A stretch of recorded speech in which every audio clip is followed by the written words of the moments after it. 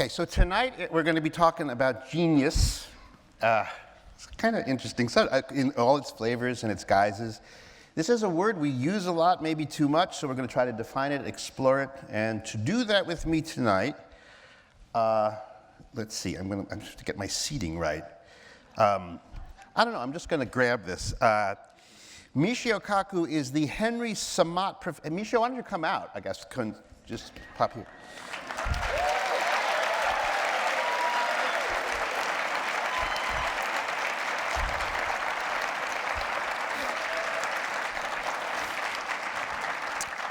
You all know him because it's hard not to know him. He's the Henry Samat Professor of Theoretical Physics at City College here in New York. He's written 2 New York Times bestsellers, Physics of the Impossible, Physics of the Future, and now he's got a new one called The Future of the Mind. He's hosted the program Explorations on WBAI forever and ever and ever and ever. He's done TV specials for the BBC, the Discovery Channel, the History Channel, the Science Channel. He was on the Comedy Channel this week with Jon Stewart. He's been on Colbert, you name your channel. Kaku's been on it. He's probably one of the best known physicists in our part of the world. So welcome to you, sir.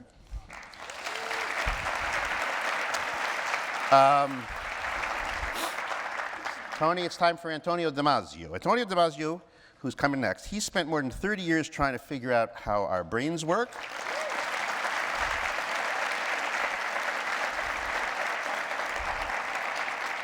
He is especially proud of his collar, which he can fold and button at the top. It is just killer fashionably forward. He's also interested in the nature of consciousness and mind and the role that the body plays to produce various mental states. If you're in pleasure or in horror or in alarm, it's not all a brain thing, it is a body thing as well. And he's pretty much described that as beautifully as you can to as many people as is possible. He is the David Dornsife Professor of Neuroscience at the University of Southern California. He heads the Brain and Creativity Institute. You kind of want to go to their parties, I think. He is the author of Descartes' Error, The Feeling of What Happens, and more recently, Self Comes to Mind. So that's Tony Damasio.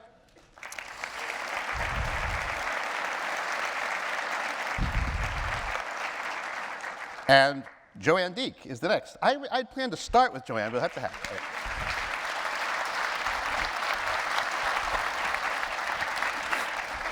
She's an educator, psychologist. She's the author of How Girls Thrive, Your Fantastic Elastic Brain, the Driver's Manual for Your Adolescent Brain. She's a consultant. Her main mission is actually to help kids develop into confident and competent adults. So development is what she thinks about a lot, deeply, and all the time. So there you go. Okay.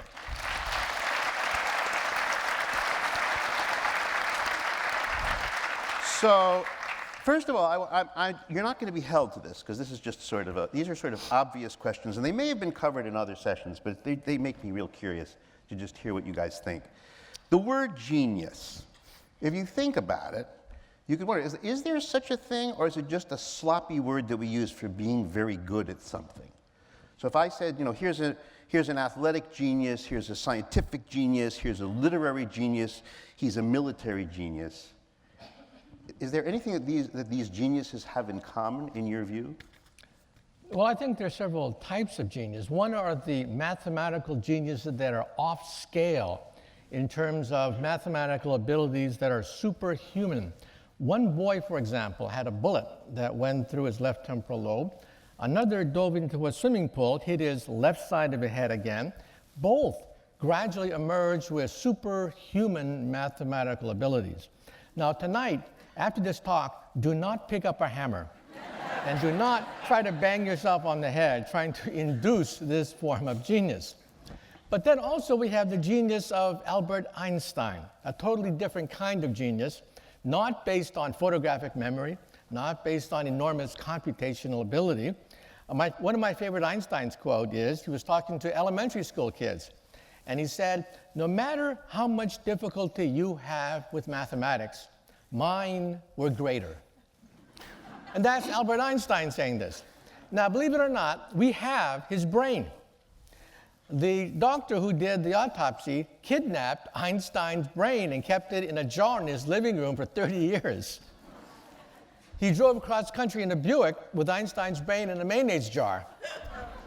We have Einstein's brain. And it's now back at Princeton Hospital, where it should have been put like 50 years ago. But we've analyzed it, and we find that the brain is a little bit different. Not significantly different, but certain parts of the brain that deal with abstract thought that mathematicians have, that writers have, people that are intellectuals have a certain thickening of a part of the brain. But then the question is that a result of genius or a byproduct? Are you born that way or are you made that way? And that's still not clear. Would you call, like, I wouldn't want to be a genius who cracked his head, the left side of his head in a swimming pool. I wouldn't be vying for that option. I wouldn't mind being Einstein, I don't think. But so let's see, Michael Jordan is a genius, maybe. Glenn Gould is a genius. Frank Lloyd Wright is a genius. What does that mean? Yeah. Well, let's start with your original question, which is this a good word or a sloppy word? Yeah. I would say by now it's a sloppy word. So I think in general it describes high talent in a variety of areas of creativity, which can range from the arts to the sciences, technology, and a variety of areas of social activity. Everything that goes from the building of ethical worlds to systems of justice, religions, and political and social organization in general. So in all of those areas of activities, depending on the time at which you are, there are people that are going to be extremely adjusted to the needs of the time and to the needs of a particular situation, and are going to produce works that you could call of genius. And then there are people who may be equally talented, but who are just coming at the wrong time and under very different demands. For example, if we would have a chance of having Einstein right now with us, or Mozart for that matter, or Picasso, maybe they would not be geniuses anymore, because what has been done historically in the areas in which they have worked might or might not have permitted them to achieve the level of prominence that they did achieve, because what they were doing at that time was needed and came at the right epoch. So I think that, and in fact I think that the classifications of genius are going to change very rapidly. In fact, it would be very difficult right now to think of the equivalent of Einstein. But can you ever, I mean, before Cézanne decided to paint, I don't think anybody saw landscapes the way he did. So absolutely, but you could ask yourself about how many people right now in the world of the visual arts are achieving something that is truly comparable to, for example, to what Cézanne did or Picasso, and I think that's debatable, but we're going to have a very interesting discussion about that. The other thing I might get in sideways is the issue of Einstein's brain. We too have examined Einstein's brain, and we too, like you have? Yeah, we have examined the images of Einstein's brain. Haven't you? No, I wasn't invited to that party. What if you Actually, I just feel obliged as the token woman here to say that the first person who analyzed Einstein's brain was Marion Diamond, a female out of Berkeley, and I was bummed that I didn't get any slides sent to me. Can I, before you switch gears, can I jump into the fray a little bit? I think Tony was just about to finish the thought. And then All right. Yeah.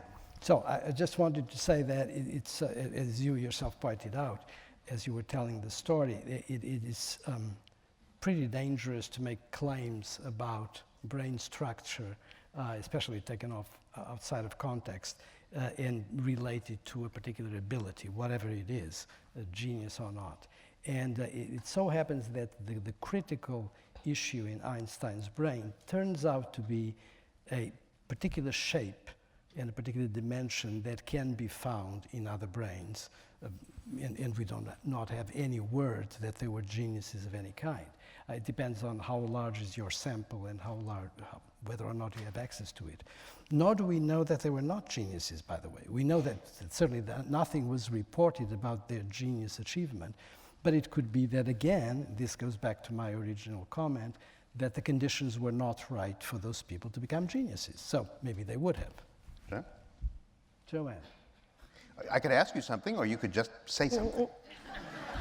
I better jump in quick. I can see. I'm the front lines practitioner. My job often, parents and teachers especially come to me and say, how do I make this human being of mine an Einstein or a Madame Curie or whatever? And so my job is, can we neurosculpt? Or do we want to? And do we know enough to do that? When you ask about geniuses, I agree, it's too big a sloppy umbrella term, and sometimes giftedness gets equated with genius, and one could argue that they're different.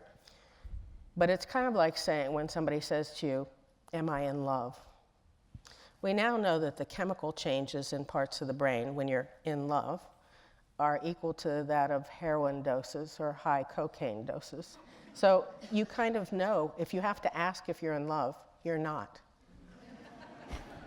If you have to ask somebody, do you think he's a genius?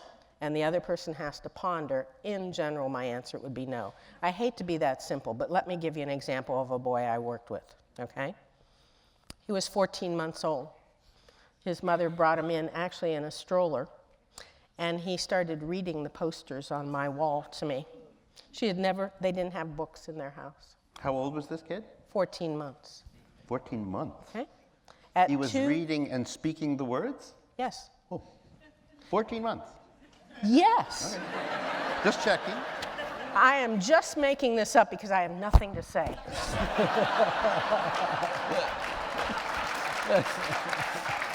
That was a fact check. That's all that was. At 2 years, he was decently fluent in English and Polish. There are many instances of people that most common sense or most people looking at them would be called genius, where we see what's happening at a stage and age and without experience that can't be explained. That I would definitively say is genius. You would? Whether Bill Gates is, in fact, I will say publicly, I've talked and met with Bill Gates. He didn't give me the grant, but maybe that's why I'm saying this. He's not a genius. But you can get very close to what people view as genius by reaching a very high level of production. Michael Jordan is not a genius. He's very good at jumping and shooting baskets, okay? But how do you get a person to achieve and to stretch this malleable plastic thing? 3 basic things. 1, are you ready? I wrote them down in case I forgot. Read Malcolm Gladwell's Outliers. 10,000 hours doing something propels you into a very high category if you have decent intelligence. 2, use a brain during a window of neurologic sensitivity. The boy you talked about, it happened during a plastic window. Had he been 10 and shot in the head, that wouldn't have happened. So it happened during a window of plasticity. Example, go on TED.com, Patricia Kuehl, you will see they do imaging of babies. The sweet spot for hearing a language is 8 to 10 months of life. If I'm a Native American and I hear Mandarin for half an hour a day between the ages of 8 and 10 months, it keeps the plasticity so that if I'm 30 and I take Mandarin, the plasticity is still there. So if you hit the sweet spot, the time period when the brain is into what I call uber plasticity or windows, that's the second one. And then the third one, please read the research on grit. On grit? Yes. G-R-I-T. Some human beings, most labeled geniuses like Einstein, have this incredible passionate drive. You can't stop them. Mozart had music in his head every second, every minute, which is why he was such a social flop and a jerk, because he couldn't do anything else. So that kind of thing. So those would be the 3 things I would say that we have access to, that we can change you, but you'll get near what I think we call genius. But the boy that I'm talking about, I won't give his name, nobody who met him would disagree that he fell in the genius category.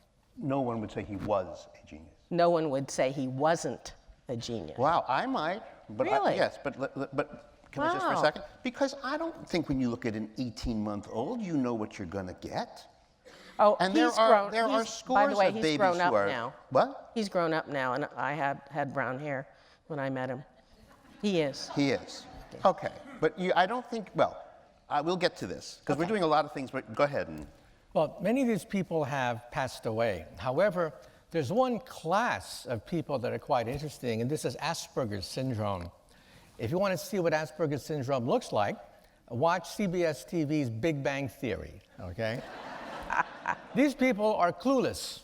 They have very few social skills, and we think Isaac Newton, perhaps the greatest scientist who ever lived, had Asperger's. You certainly wouldn't want to invite Isaac Newton to dinner. He couldn't carry a conversation. He had no close friends in his entire life, but he was the greatest mathematical physical genius of all time. Many Nobel Prize winners, like Paul Dirac, the founder of quantum field theory, he had Asperger's syndrome, and these people can actually be studied. I interviewed one of them, Daniel Hammett, and I asked him, how did you set the world's record for memorizing pi to, 10,000 decimal places? And he said, I do it by associating a color with each digit. And then I said, oh, that's nice. How do you memorize 10,000 colors, right? And he said, well, it just comes to him. You know, he doesn't know how these colors just are associated with digits. So what I'm more interested in is whether or not we can duplicate or enhance these things artificially. Okay. And that's where I think there's a whole new panorama opening up. For example, memory. Some of these people have photographic memories. We can now, just last year, implant and record the first memory. This memory was in a mouse. However, it was recorded, re-implanted in the mouse when the mouse forgot the memory, and the mouse got it the first try. Next, primates. Very soon, we're going to have this tested on primates, and then we're going to create a brain pacemaker. A brain pacemaker for Alzheimer's patients to upload the memories that they've lost. Who are they? Who are their children? Where did they live? Where did they leave their keys?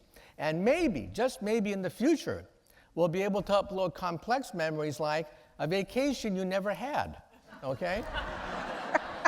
And if you saw the movie with Arnold Schwarzenegger, Total Recall, you'll be able to upload a whole memory of a marriage with Sharon Stone, which never happened, okay? And so these are possibilities. Think of all the courses we flunked in college. Wouldn't we want to pass them by pressing a button? Now that's science fiction, but it does raise the possibility that we could retrain workers if they get laid off from work by uploading memories of a new skill, that you can take courses in college mentally without having to crack open a book. I mean, we can't do that yet, but the first memories are now being implanted. And a brain pacemaker is a short-term goal that people are looking at. Well, let me try to. I think I want to have one. Yes, I saw you sort of looking uncomfortable. I tell you what, because we're bouncing into one thing after another, so let me just try to order it a little bit. I want to, just to sort of center the question, I want to propose something, just hear your reaction, and then we'll get to the booting up brains and things. The reason I'm skeptical of your boy being a genius, and the reason I'm not so sure about your cracked left head guy being a genius, in my view, is a genius to me is actually, I use the word rather narrowly. I would even think that Albert Einstein might not, well, he almost wouldn't qualify for my definition because... Then nobody would. Then, well, right? yes, no, yeah. Nobody would qualify. Yeah, here's who would. You set the bar so high. Well, I think that a William Shakespeare who creates a Lear out of his mind. So there's this person who couldn't exist without William Shakespeare having invented him. Albert Einstein, in a way, was simply the first to discover something that is always there. I would like to suggest, and just like to hear from you, but is there something about artistic genius that puts it in one level above the others? Michael Jordan can be fantastic, Glenn Gould can be practiced, Mozart can be, well, Mozart would be in my definition. These are people who can't do, who are the only ones. Take them out of the system, you don't get their product. You take Einstein out, you'd still have the universe the way it is. You'd have to wait for someone else to notice what he noticed, but not Shakespeare. But if you go off the planet Earth and you ask an alien from outer space, is this artistic genius a genius? He'll say, what is art? They're going to have a totally different conception of art. But if you ask an alien from outer space the work of Albert Einstein, they'll say, everybody in the universe knows the laws of Einstein. There's a difference there. Now, first of all, you're a physicist, so you have your obvious bias. And second of all, why is this a democratic decision? I'm not asking the aliens to vote. I'm just telling you. Do you guys have a feeling about literary or artistic genius being different from all the other kinds? I think what I would just say is that I think it's very dangerous to put all these things in the same footing. I don't think we can even put all the arts in the same footing because they have different genealogies. But I think especially with science, we have a big problem because the creativity of a scientist is the creativity that is related to discovery. It can be about building a particular hypothesis, it can be about building a particular setup that allows you to investigate an idea, to investigate that hypothesis and come up with the findings.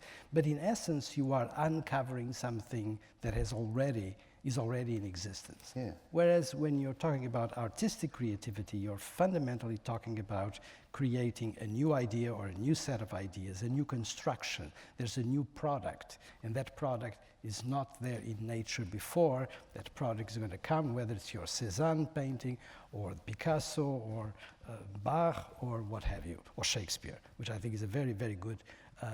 It's very good to bring that into the comparison. So inherently, these things are different, but especially the difference between science and the arts needs to be acknowledged. And technology is still another. Do you have a different? Do you have a category of genius different from mine? No. No. I think I would go along with it. I don't like the word to begin with, but I don't like the concept. The word is beautiful, but I think basically I think I'm with you. Well, By JoAnn, the way, okay. let me just add that I was just thinking in terms of sciences, we have this big physicist bias to my left. I was thinking of throwing in someone that I knew personally for many, many years, and who I think gets to the genius level, and that's Francis Crick. And I know other scientists that I'm actually quite close to and that are equally decorated with the Nobel Prize that I would not classify at all as geniuses, because they are of the kind that is incredible minds, incredible dedication, coming in at the right time and identifying exactly what is needed at that point to make progress in the science. Brilliant. But it is not quite the same way that I saw Francis Crick work, and not quite the same way that I know he worked during all the efforts that led to the discovery of DNA. But it is, again, a discovery. It was there to be found. JoAnn, let me just throw this at you and just see what you think. There's the idea of multiples. Like, you get Charles Darwin thinking up this idea of evolution. At the same time, you get Alfred Russel Wallace thinking about it. You get Leibniz thinking up calculus at the very same moment that Newton is thinking up calculus. You get the telephone from Alexander Graham Bell around the same time of Elisha Gray. Or, in a short period of time... Actually, she was before him, but... Okay. 440 to 380 BC. In one short season, Plato, Socrates, Pericles, Thucydides, Herodotus, Euripides, Sophocles, Aeschylus, Aristophanes, and Xenophon. Boom! And then nothing for a while. Florence, Michelangelo, Leonardo, Ghiberti, Botticelli, Donatello, boom! All at once. Why is there this bunching? Great point. That speaks. No, not her. Oh. You heard her. Go for it. It's a great point. Go for it. So I don't know. I don't know. Maybe there was something in the water. However, I have a big but for this, so hold on. My but to that is that however you want to measure intelligence, which is another whole argument that we'll all argue about, but thinking capacity in the general populace has changed every century. Thinking capacity? The brain has gotten bigger. The prefrontal cortex has No, I gotten don't bigger. think it's gotten bigger. The brain in 1580 is a bigger brain than in 2014 of a human? Parts of it, yes. Oh. Really? Okay. Really, you just don't believe anything I say? Why am I? Anyhow, Well, so can I? Go ahead. So to fit into to be seen and come forward in the world was easier for brilliant people. There were less of them, comparatively speaking. As a species in general, many people argue, me being one of them, that the overall normal curve is shifting to the right in terms of intelligence. Therefore, now to be in the top 1 or 2%, which is a definition of genius in any particular subfield,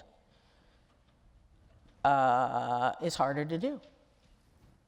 That would be one answer. The other answer is, I think something else is going on, but I haven't a clue what it is. I think that maybe it's the something in the air thing that you... No, there's something in the water, not the air. But I think this goes back to the point that I was making, that there's a certain setup, socially and culturally, that is necessary, or at least contributes greatly, to the appearance of the works that come from the people that we later call geniuses. So there's something in the culture that promotes that. And I think that has to do with a certain thinking that goes on. There's a certain zeitgeist at that point, and people identify certain needs. People have certain techniques available, certain approaches to a problem, and they can engage in them. And I think this is absolutely critical. And your example about Greece and about Florence, for example, and we can find several others, where you have this flourishing of creativity. For example, even take what happened during a very short period in a city like Los Angeles that has not been known for major creativity in the past, but happened during the 30s and the 40s, largely as a result of immigrants that came from Europe and came largely to Los Angeles, and largely because of Hollywood. And you have this incredible flourishing of writers, of people that were doing cinematography, people that were great film directors, and that was all put together. In fact, you can identify the geography, the part of Los Angeles where they actually met on Sundays, and where there was this culture that did not exist before. So you think it's something like there's a density. There's a density. But in your book Absolutely. about Einstein, you made a point, but you think that one of the reasons that Einstein clicked is because the world was, it was timing. Timing, but let's take a look at why we have this coincidences of genius emerging, right? I think a large part of it has to do with politics and economics. The rise of great powers means also the rise of prosperity and a class of intellectuals that the society can support. The rise of England in the 1800s, it was no coincidence that Faraday, Maxwell, the great pioneers of electricity and magnetism come out of that era. Then the rise of Germany with the formation of Germany with Bismarck. Then you had the great flourishing of the Germanic music as well as quantum mechanics. Quantum mechanics, Schrödinger, Heisenberg, and Einstein, all of them basically spoke German because of the rise of the economic power of Germany with the unification of Germany. And so even going back to Greece, the rise of Greece as a political military power could support a class of people who could then have the luxury to then create and muse about philosophy and things like that. So I think you have to look at the military, political, and economic basis, which makes possible prosperity, power, the interaction of scientists, who then start to create the flourishing of the arts. So would there be no geniuses in Chad, or no geniuses that we know about in Chad?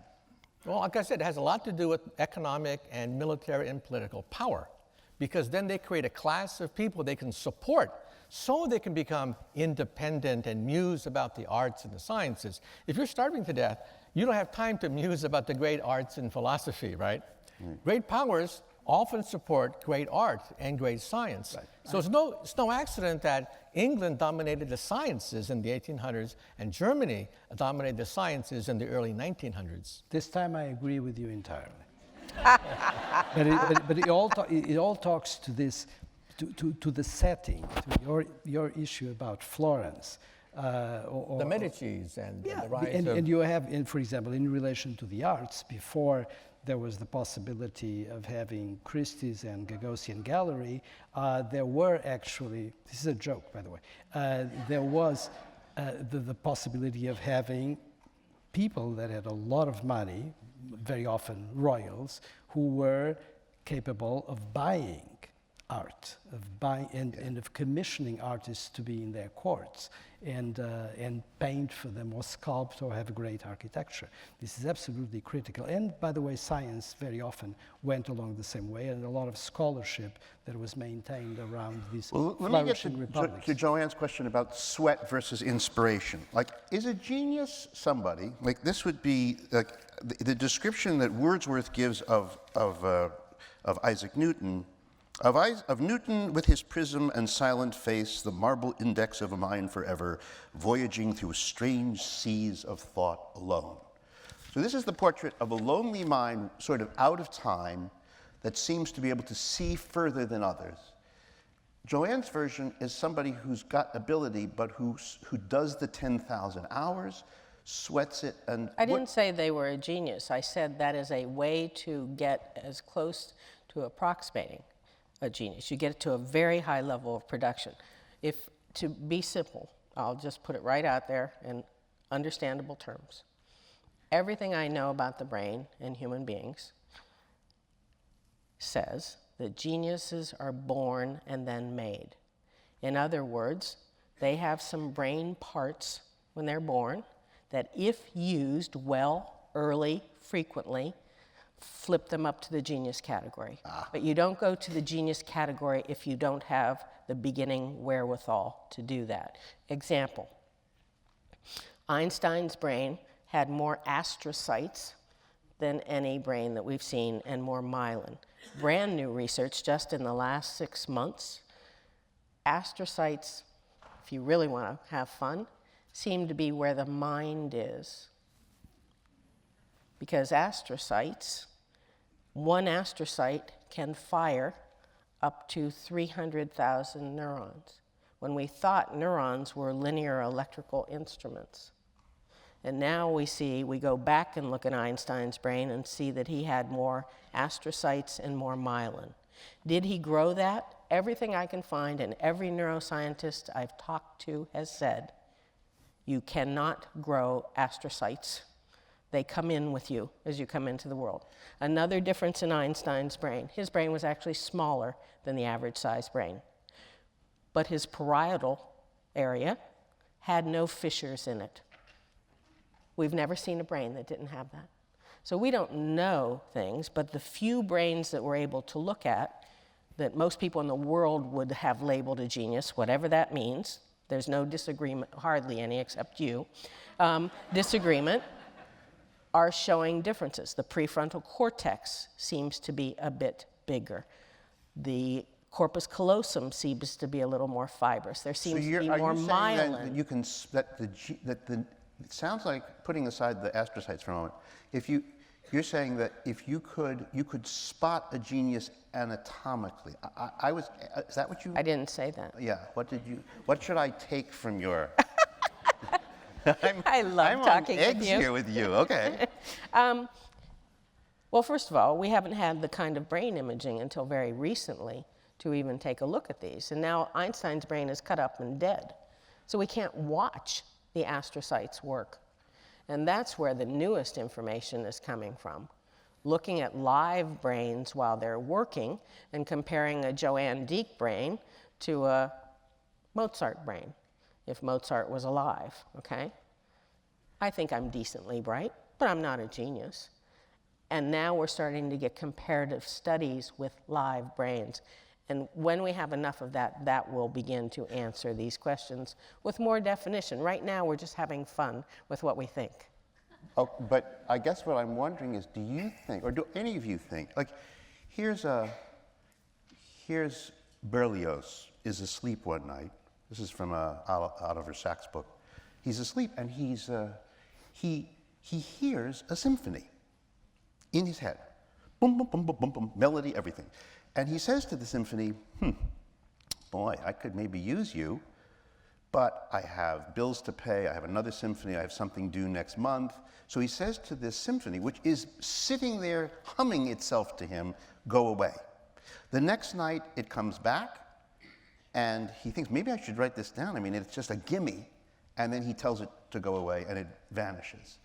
There's something about that story that amazes me. Like, that's a kind of genius who just got handed inspiration. He got handed a symphony. Now, taking aside the question of anatomy, just leaving the brain for a moment, what I'm really asking is, do you guys think that a genius is a lucky person who got whispered some kind of special intelligence from somewhere outside of themselves, or is, as JoAnn was suggesting before, it's an advantage which you have to push and push and push and push in order to get the prize? Well, I think, as she mentioned, it takes both. You have to be born with certain kinds of talent, and then you have to have the drive, the ambition to carry it through. I'm a theoretical physicist, okay? In my field, we have a lot of child prodigies, okay? A lot of them. But most of them peter out. They lack certain social skills. They're not mature. So every once in a while in the newspapers, you read about some child who has fantastic mathematical ability, send them to school and get an education. Well, we see these people, okay? And yeah, they want to work on the most advanced form of physics, which is string theory. String theory attracts the greatest minds on the planet Earth, okay? A lot of them never peter out because they don't have drive, the determination. A lot of them do peter out. A lot of them do peter out because of the fact that it's not enough just to be bright. You have to have the ambition, the drive. Isaac Newton was once asked how he was able to come up with such great ideas like calculus and the universal law of gravitation. And his answer was very simple. He thought on it a lot. That's what he said. And it's absolutely true. He would literally starve himself, not eat food for weeks practically, only nibbling on things and scribbling equations on the wall. It takes hard work. Einstein went through the same process for about a month. Einstein was consumed in 1915, writing the last set of equations for general relativity. So you have to have both. You just can't be born bright, because like I said before, in my field, child prodigies are a dime a dozen in my field. The question is, do they pan out? Do they have the drive, the determination, the imagination? And that's where you see a weaning out process taking place. You need both. The other thing that occurs to me is it's maybe not much fun to be a genius. Like some of them, like some of these great jazz musicians, or they have drug problems. They have. You were mentioning the famous physicist who was walking around and being kind of strange all the time. Is there an association? Do geniuses have a slightly higher level of, you called it sort of on the spectrum, but they also seem to get sick a lot, get crazy a lot? Is that something you can associate with genius, or is it just an accident that happens with some and not with others? Well, to be a genius on that scale, you have to be a little bit crazy, okay? There's no doubt about that. And so we can sort of confuse the two. But I think there really is a difference. Some people are just crazy, okay? They're just out of their mind, okay? But geniuses are smart in crazy. mathematics and physics, at least the ones that I'm aware of, okay? Their madness is confined with very definite boundaries. They have the equations, they have the understanding of the quantum theory and relativity, and then they play with it in mad ways that one day could change the world, okay? But that's different from the madness you see in comic books and the movies, right? I'm talking about madness that is fluent in equations, is fluid in relativity and the quantum theory. That's what I'm talking about. Well, so let's go to the manufacturing geniuses, because you mentioned that. The prodigies you mentioned, first of all. There's a Lewis Terman study. It was called the Termite Study. And he got 1,470 kids who had really, really high IQs, and he followed them for their whole lives. And as Michio says, they didn't I think his final statement was, "We have seen that intellect and achievement are far from perfectly correlated." But I'm wondering with you, like Picasso says, like, every child is an artist, and then the problem is how to remain an artist once you grow up. Do you have the sense, because you work with kids and you watch them grow up, do you have the sense that something available to all of us turns off in general, and some lucky few keep the flame going? Yes, I don't have the sense. I have the numbers of kids that I look at documenting that and trying to figure out why. I mean, there are studies looking at this, and one of the things, and I don't know if you are familiar with Carol Dweck's research around mindset, but one of the things I tell parents and teachers, which they find startling, is never tell your child he or she is smart. Because if you do, they get a fixed mindset. That's called a fixed mindset. And then very bright kids are so used to getting things correct every time with very little effort that as soon as they start to hit the walls, which they hit as they get older, when they're young they can do it easily and leave everybody in the dust. As they get older, other kids start to put in effort, and then their achievement goes up. And kids, there's an inverse correlation between being told you're smart and how long you continue to do things when it isn't easy for you to do it. Because if I'm smart enough, obviously, I should be able to get this, and they quit, and they stop putting in the production, which is half of genius. Prodigy is early, but to remain ahead of the pack, it requires production. And kids who things come easily to, who are pretty bright, who are not made to put their nose to the grindstone, to persevere, to think of something for 3 months, they wash out. Not that they're not bright, but the production stops, and therefore the growth here There's stops. sometimes you see, though, if you watch Sid Caesar on television or Louis C.K., you watch people who get really loose. And it's almost as if that's something that inhibits most of us, they have sort of done a workaround. So they can get into, say, in their case, comedians, they can get into a zone where they are. So this is a brain question. Is there, as we grow, is there up in the front, is there a inhibitor that is? And I've read on and off about a variety of these things, but I wonder, is there something that you can disinhibit that would allow you to just get wildly creative? I think it's called LSD. You certainly can. You certainly can. You have your friends. Yeah. Your fan club wants you. There's certain ways of inhibiting creativity and inhibiting that flexibility of thinking. And a lot of rules, a lot of rigid implementation of rules can shut down the looseness that is necessary in many fields of creativity for anything new to emerge. So, but don't just put that in the frontal lobe. That's all phrenology. That's, you don't want that. This is all about a system working with many parts and in a very interactive way. All the creativity that we're talking about, at genius level or not, has to do with a great capacity of imagination, which has to be very free and flowing, and in a variety of sensory bases. You have great imagination, for example, in the music realm, which relies on auditory and motor patterns, or in the visual. But do you know what it is that gives those people that flow? Like when a composer when Bob Dylan is just writing lyrics wildly? You can describe the systems that are necessary, and you can describe some of the conditions that are necessary. And some of the conditions have to do with this great balance between these different things we've been talking about. A good gift that may be given to begin with in the brain, and that may be developed by a certain kind of education and growing up. And then the ability to connect that with a variety of personal, for example, personal discipline discipline that may be instituted by yourself or by others around you, because in most of these great cases of creativity, there is both the sort of this genius ability, this enormous free-flowing imagination, but you also need other things. You need prior knowledge. You need craft.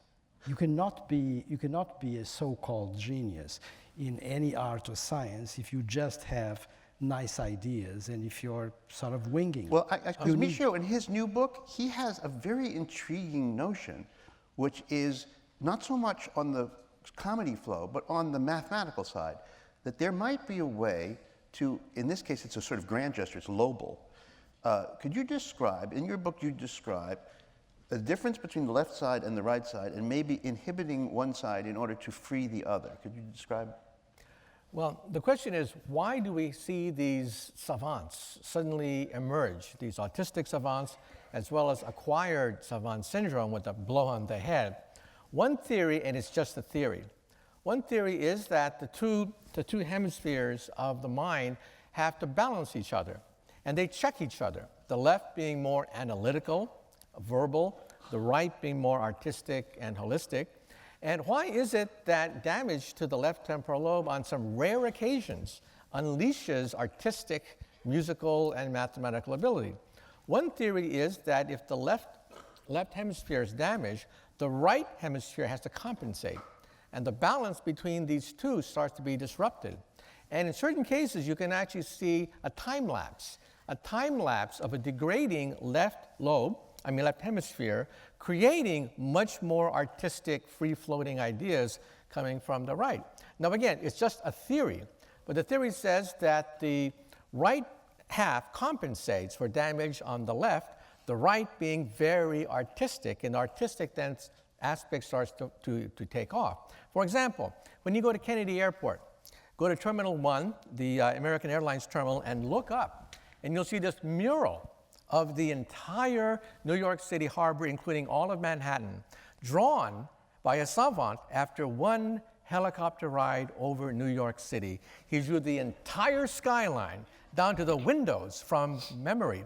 He's done this for Hong Kong, done this for London, and now Manhattan. And you can see it at JFK Airport. But I don't want to have to be autistic or Aspergian to do that. I was thinking, in your book, you suggest that there might be a benign way, using some kind of electrical current or something, to shut down one side in order to liberate the other side.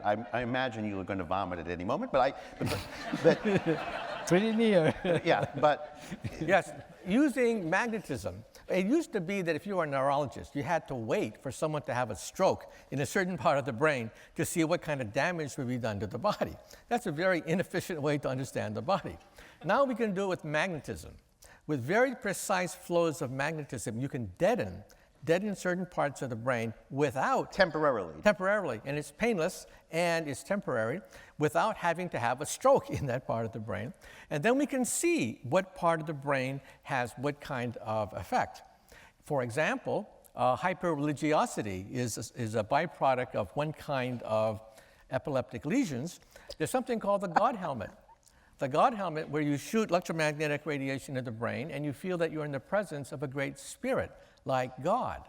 And some people think that perhaps even religion is a byproduct of this. So they put Richard Dawkins in the God helmet. He's an avowed atheist.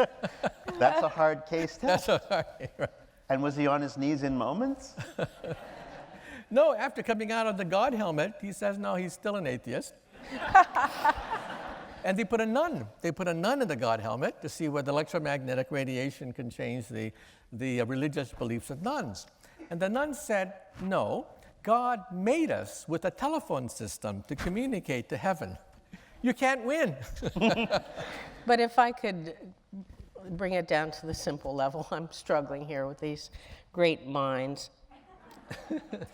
Let me ask you a question, okay? Because you're talking about creativity, and does the world dumb it down, so to speak, or constrain us, or does the prefrontal cortex or something constrain us as we get older and we lose divergent thought? Yeah. Okay. So here's my question for you, okay? What happens when you split 13 in half? What happens? Yeah. You get half of 13 on one side and the other half of 13 on the other And side. what is that? What is that? 6 What and a is half? the half? 6.5. Yeah. He's been too narrowed in his thought process. He went for the right standard answer. The middle. If you ask young kids this, they may say something like, I'll put a 1 over here and a 3 over here. Or I'll put an XI over here and an II over. You hear what I'm saying? Their ability to look at a seemingly there's only one answer called convergent thinking question and give an answer, that's what happens as you move into a little bit older and school has given you letter grades and taught you to think in a right way. And one of the things we talk about is, one of the characteristics of geniuses is that they think in ways that aren't linear and standard. They look at something and they see a blitz of ways of looking at it and possibilities. And when I talk with parents and teachers, I say to them, do not put your children in schools that make them memorize too much, have letter grades, and have them spit back an answer to something. We should be asking questions like, tell me all the ways you can split 13. And 6.5, I hope, is one of them. Do you, I guess go ahead if you want. This discussion actually has international, educational, political significance. I do a lot of traveling, and I get to meet educators in other countries, and they're struggling to create the next Silicon Valley. They see the enormous profit and vitality and energy coming out of Silicon Valley, and they deliberately have a government policy to create their own Silicon Valley. And then the question is, how do you do it? The Chinese have a problem, and that is they have what is called the Cuspia program. They take the cream of the cream of the cream of physicists. The top physicists out of 1 billion people, send them to the United States where I see them, okay? I'm part of this Cuspia committee. And I see these Chinese physicists, the top that 1 billion people can produce. And, well, there's an expression in Asia. The nail that sticks out gets hammered down. Right. And they got hammered down, okay?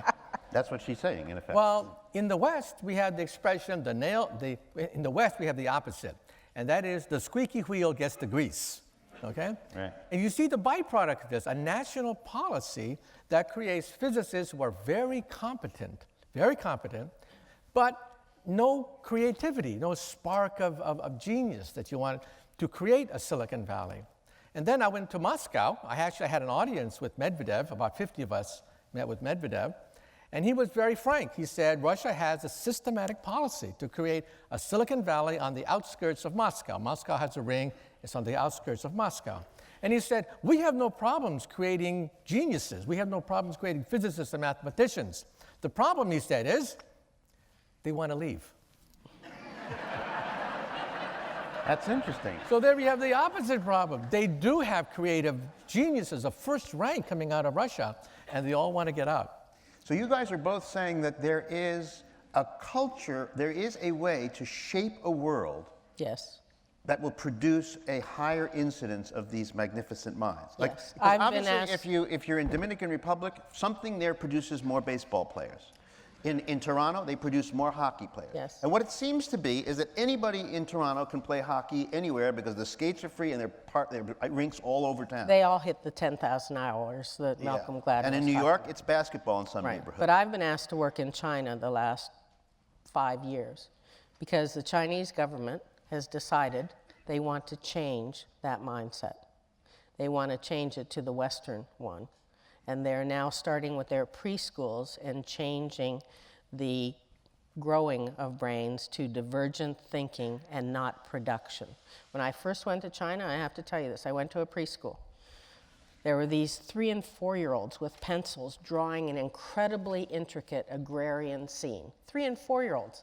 I'm thinking, I don't know of a kid in the United States that can do that, and they shouldn't be able to do it.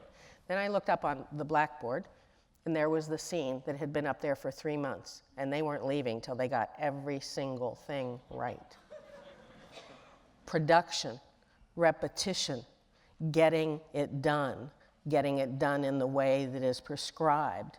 And now they've looked at the brain research of divergent thinking and 21st century skills, and they're bringing in people like me to change their educational system because they know what is happening.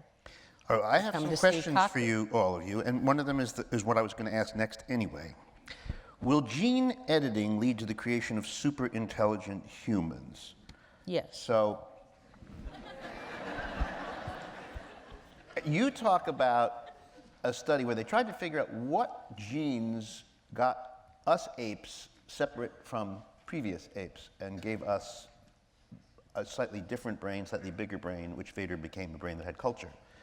And they found some genes that split us off from the other apes. And then the thought was, maybe we could feed that to some other animals and make new intelligent. I'm wondering, this is a whole weird area called genetic engineering of smarts. Do you, any of you, find that, this is what this guy's asking, is like, is that a plausible way towards a smarter, Well, this or is, even to genius, if you want? this is straight out of Planet of the Apes, Yes, it is. but it is possible. First of all, we are roughly 98.5 percent genetically equivalent to chimpanzees. A handful of genes separate us from our closest evolutionary neighbor. We are now sequencing all those genes. Among those genes are the genes that doubled our lifespan. We live roughly twice as long as a chimpanzee. And also we're beginning to find a gene, the ASP gene, which basically exploded the size of the cranium. We found that gene. We know the number of times it's mutated over the last several million years, and it has increased the brain size. Also, we're finding the genes that control the vocal cords, which are necessary for articulation of language. Language is a very inherent part of intelligence. But if you gave that gene to a chimp, then the chimps take 12 months to be born, and if their heads get as big as our heads, their mothers will die in childbirth. You just can't change genes without changing the bodies those genes are in, as he knows That's very right. well. So you can't, you're That's not right. going to be able to pull this In other off. words, if you take a chimpanzee and you have to strengthen the spinal cord to support the head, have a mother that has a large birth canal to support the large head, have better manual dexterity, we found all those genes. What do you get? You get a human. Yeah. We already have humans. So why do we have to take an ape and create it to a human when we already have humans? Well, Tony, I'm just wondering, you're the brain guy. Do you think a genetic fix would? I think it's ridiculous to try to genetically create a Shakespeare. I feel he's just mysterious to me. But could you genetically improve the average performance of a species if you gave the studliest men and the most beautiful women something extra and they proceeded to have more babies than everybody else? Would you, 1,000 years later, have a brighter species from a genetic engineering of some kind? I have serious doubts about that, but I can't possibly rule it out. But let's not just think in terms of genetics alone. Let's think that you are born with a certain set of genes in a certain condition, but then you develop, and you develop outside of the utero in real life. And not only that, genes keep interacting with the environment so that they modify what you're going to become. So this very sort of simple idea that you plug in a few different genes and you get this or that, I think is just a little bit too simple. It's good for a movie script, or a television series, but I don't think it really connects with reality. Question, is there anything like an evil genius?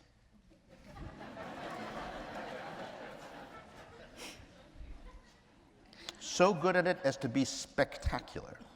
Well, one of the problems we're having is the definition of genius. And in general, from what you've heard everybody say, is that somebody who tends to get that label isn't genius in everything.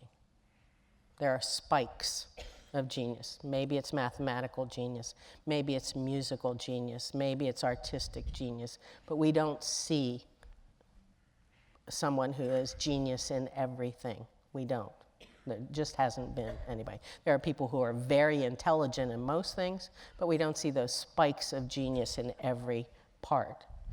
And so, what's his name, the good-looking serial killer that was Dexter? Or, no, the real one, Ted Bundy. Oh, Ted Bundy. Yeah.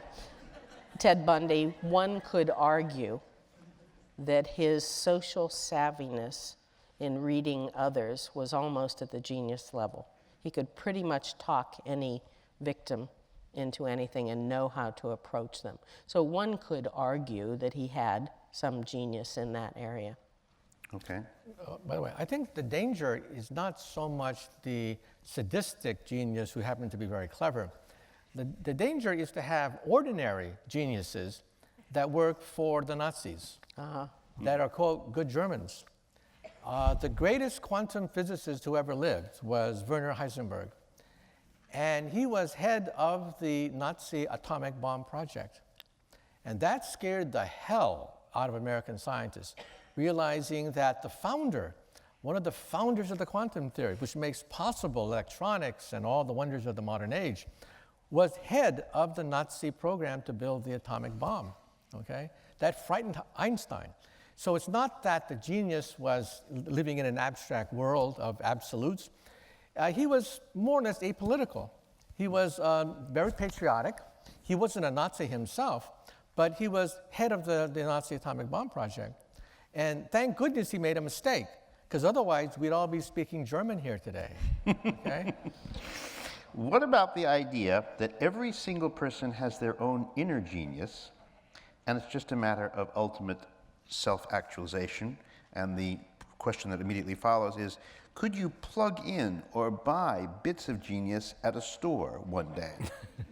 So that would mean you're not so good at math like Albert Einstein wasn't, but you solve that problem by going downtown to Brains R Us, and you buy the mathematical ability and you plug it in, sort of like you would cochlear implant for your hearing, glasses for your eyes. Could we boot ourselves up from the outside? It's more possible than the story on genes. Because More there will be a lot of devices that can be external to us, so that we can be connected to, that potentially can have a good effect. I hope that we begin the right way and that we use those external devices to produce things that are badly needed, like, for example, movement that was lost in an arm or a hand, or speech. And that is certainly, that's not science fiction. That is beginning to happen and will be happening in the next few years. And there are also a variety of devices that can be used to treat diseases, for example, epilepsy, and a variety of deficiencies that were induced by a neurological disease. So those are realities, and I think they... But does that mean that the deficiencies corrected will inevitably be buying extra at the store? Like, oh, this is an extra question. Extra mental, extra math, extra memorization, extra vocabulary, extra facility in language. Just buy French, plug it in, you speak French. If you look at the research on DBS, deep brain stimulation, you can see that those electrodes can be put into areas of the brain and stimulate them and make them very active. That's maybe a beginning step. But the exoskeleton approach, as Michio said, we already can attach an external memory drive to brains. That is already available at the experimental level. You might want to talk to the military. And we can now attach a prosthetic device directly to the neurons that go to the head. So my thinking can now move an artificial limb. And so the external application into the brain is here and now. The refinement is coming.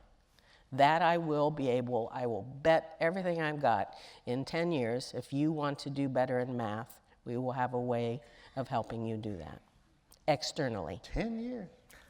You know, in the same way that the Human Genome Project helped to bust open genetics and modern medicine, President Barack Obama last year stunned the scientific community by initiating what is called the BRAIN Initiative, whereby the Europeans and the US will dump over $1 billion, that's billion with a B, not an M, to give a complete map of the human brain, all the way down to the neuron level.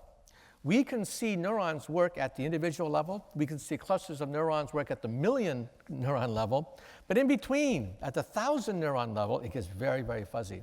And now $1 billion is going to be put into the Brain Initiative to just bust the whole thing wide open. Now, the short-term goal... Well, when you say bust the whole thing wide open... In the same with the Human Genome Project, but wait, opened up genetics. You can see... Here's the difference. Here's what I wonder about that.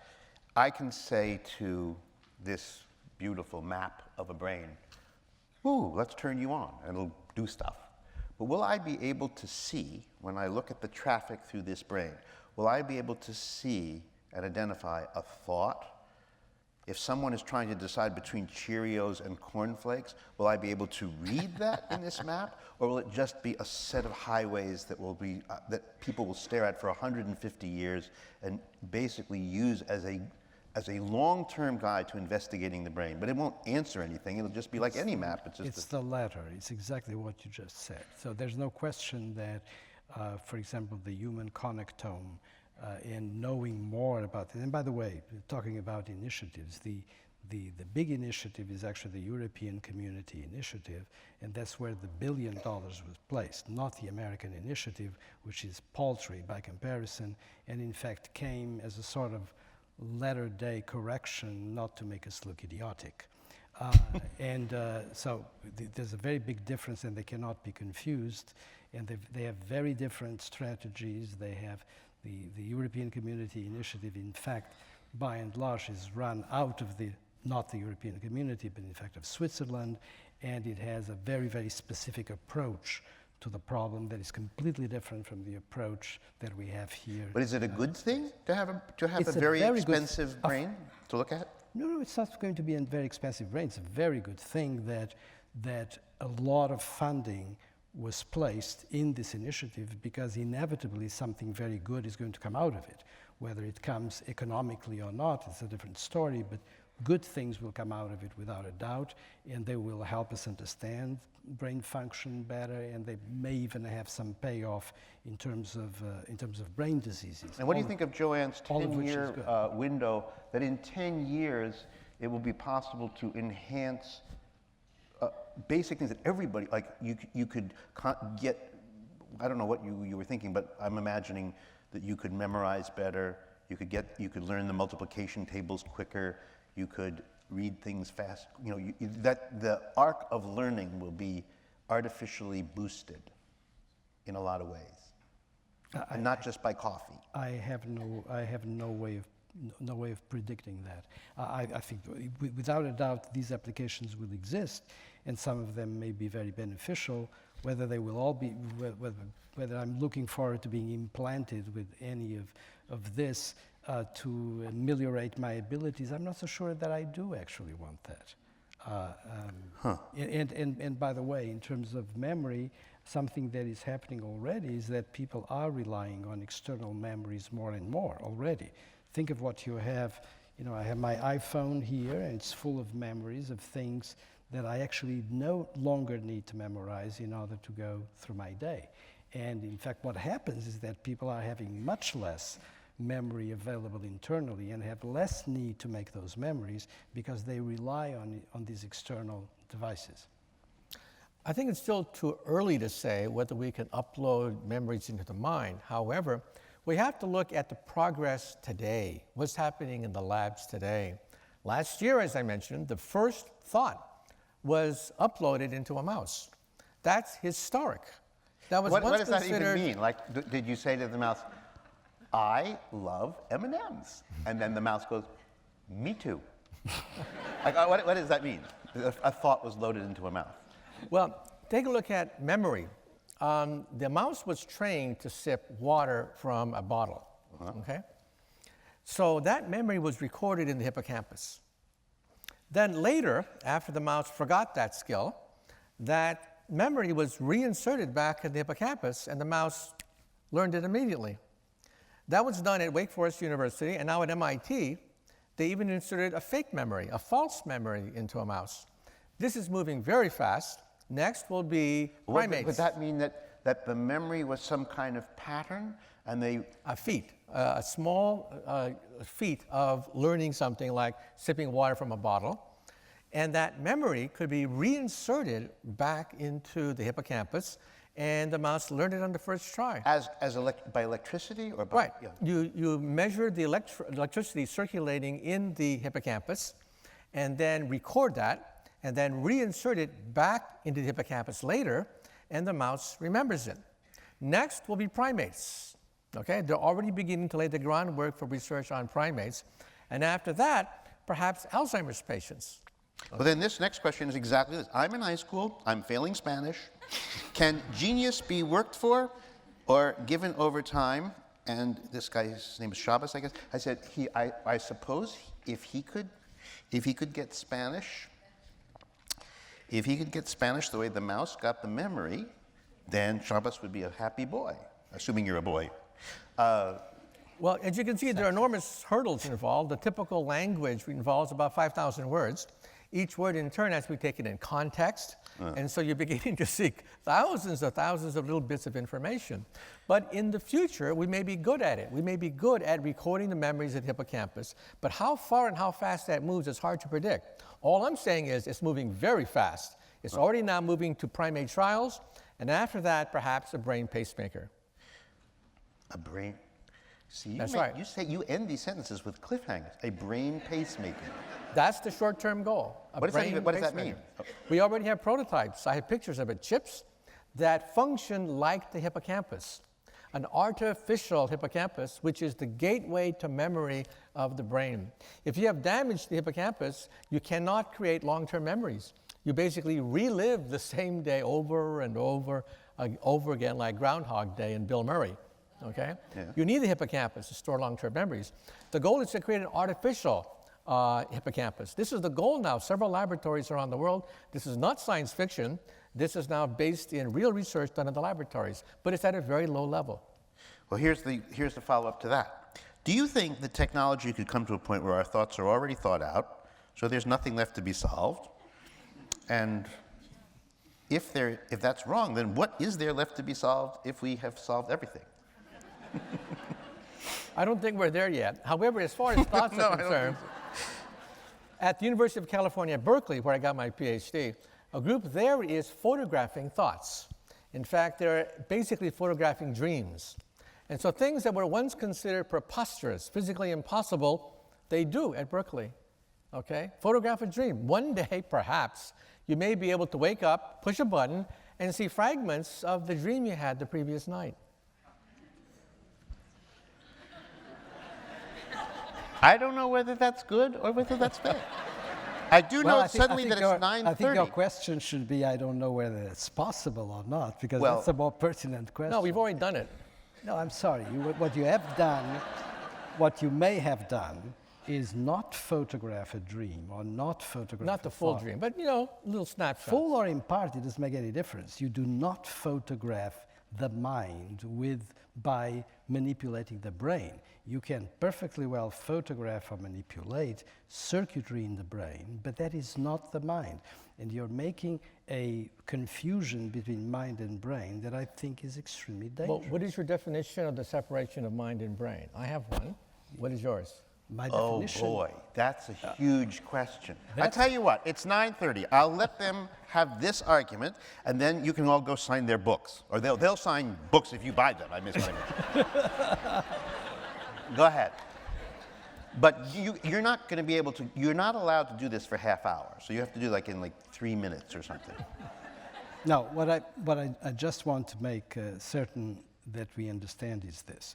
Of course, our mind is the product of the activity in our brain. But it is one thing to talk about the mind that you have subjectively, the mind that we all can have right now. I'm looking at you, I'm looking at him, I'm looking at the audience, and I'm creating a picture of the sound in the room, a picture of them and you in this room visually. That is in terms of phenomenon, a different level and a different kind of phenomenon from the phenomenon that is going on in the brain, in terms of the firing of the neurons, and in terms of all the molecular and chemical activity that is necessary for the mind to occur. And this, by the way, is something that is not dualistic. As you probably know or may not know, it doesn't make any difference. I am not a dualist. And I do not think that the mind is a free-floating thing that is unconnected to the brain, but there is something that one needs to be, which is what classical philosophy calls aspect dualism, is that the two things are different, and that the mind is something that is accessible only to the person who owns it. My mind is my mind right now, and nobody has access to it. Until we read your thoughts. No, you cannot read my thoughts. You can read the activity. You can read the activity of my brain. You can do a pretty good job of reading what's in there. I doubt very much. You can Let me read tell the you- activity. You can read the activity Let me of give you my my brain when definition. I'm having my thoughts. To me, the brain is wetware. The mind is the software.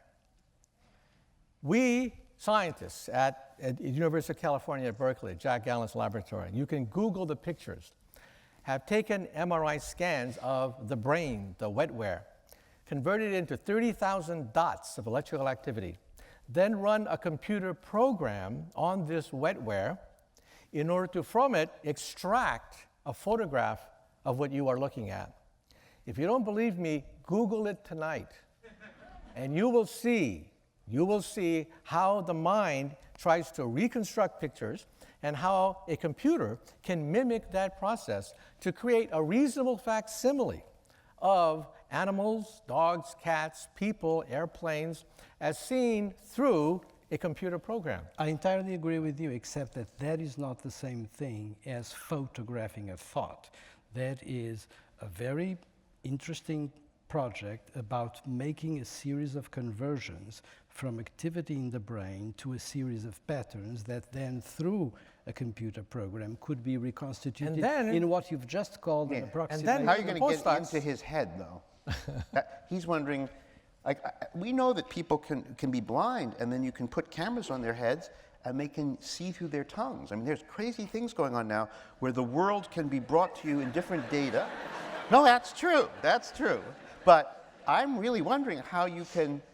I mean, I know that the Homeland Security would like give you a big fat check if you could just see what's on his mind. Well, all I'm saying is, you can take a postdoc and put him in the MRI machine, have him go to sleep, and then the MRI program will generate pictures. Okay? This is coming faster than you think. We're not talking about Freudian psychology. We're not talking about hocus pocus, mumbo jumbo, doodlism. We're talking about photographs of a dream. This is coming faster than you realize. Well, when you buy his book and he signs it for you, don't think ugly thoughts and don't dare fall asleep in front of him. In his case, you can do whatever you want. Whatever you want. And we're so on. Thank you all very much for coming.